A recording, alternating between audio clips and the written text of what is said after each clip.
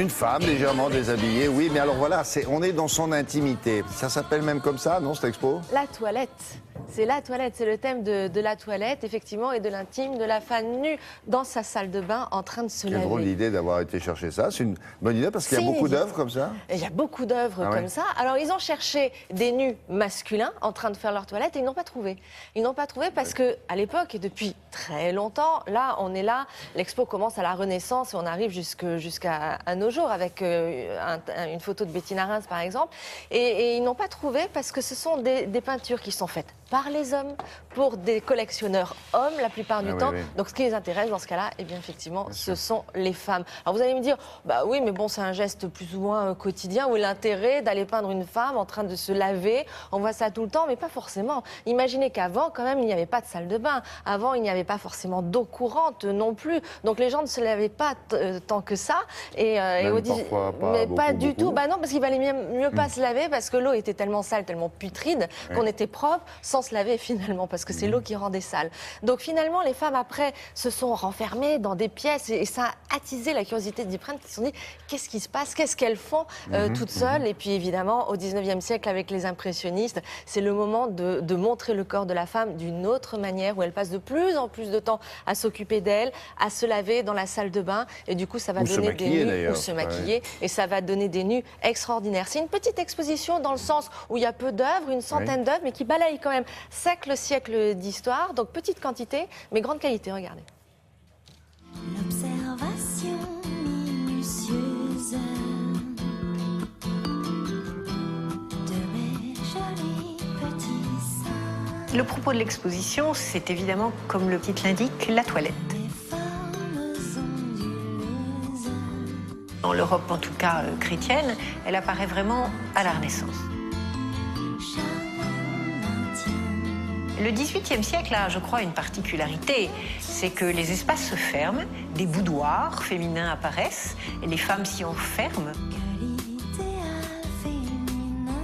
Et du coup, la curiosité devient très grande. L'une des choses les plus remarquables pour nous, ça a été de découvrir ce XVIIIe siècle libertin, avec en particulier une très belle série que nous avons de bouchers, où l'on voit des dames qui procèdent à une toilette très intime. Avec les impressionnistes, le rapport à la toilette est complètement différent. La toilette devient beaucoup plus banale. Et donc, les gestes n'ont plus rien d'extraordinaire, ni surtout de libertin. Le sentiment est tout aussi érotique, mais plus tendre devant ces imperfections des corps des femmes qui se lavent. À partir des impressionnistes, la femme relève ses bras, ce qui met en valeur sa poitrine, et ce qui permet de montrer son aisselle, qui au XIXe siècle est un lieu extrêmement fantasmatique. Edgar Degas est j'ai envie de dire, l'inventeur des femmes à la toilette. Il dessine au pastel des corps après la toilette, avec une technique qui est presque celle du toucher. Vous savez, un bâton de pastel, c'est tout petit. Donc on dirait qu'il peint avec ses doigts, comme s'il caressait la femme au lieu de caresser le support sur lequel il dessine.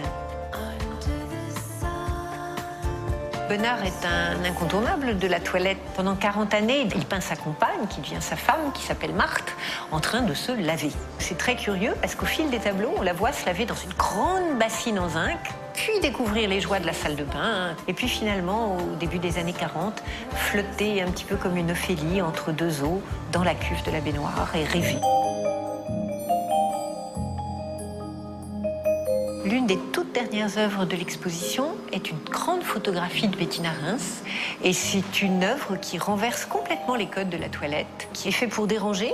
C'est-à-dire que c'est le mannequin qui regarde celui qui la regarde, au lieu que toutes les œuvres antérieurement représentaient un acte de voyeurisme, dont la femme était un simple sujet, ignorant qu'on la regardait. C'est vrai, parmi les peintres, là, Bonnard, obsédé par la salle de bain, lui. Le par la nombre salle de bain de tableaux qu'il a fait de sa femme dans la baignoire. Par sa femme, et par Marthe. Marthe, il l'a peint, comme disait Madame le commissaire, pendant 40 ans. Et c'est vrai, les tableaux de Bonnard, ce n'est quasiment que sa femme nue, sur le dos, en train de se laver. Il avait une vraie fascination pour sa femme. Heureuse femme fut-elle. Donc exposition à voir au musée Marmottan Monet à Paris jusqu'au 5 juillet. Merci Voilà. beaucoup. Allez, Grégoire Tournon au tableau avec ces images de sport et de biathlon pour commencer.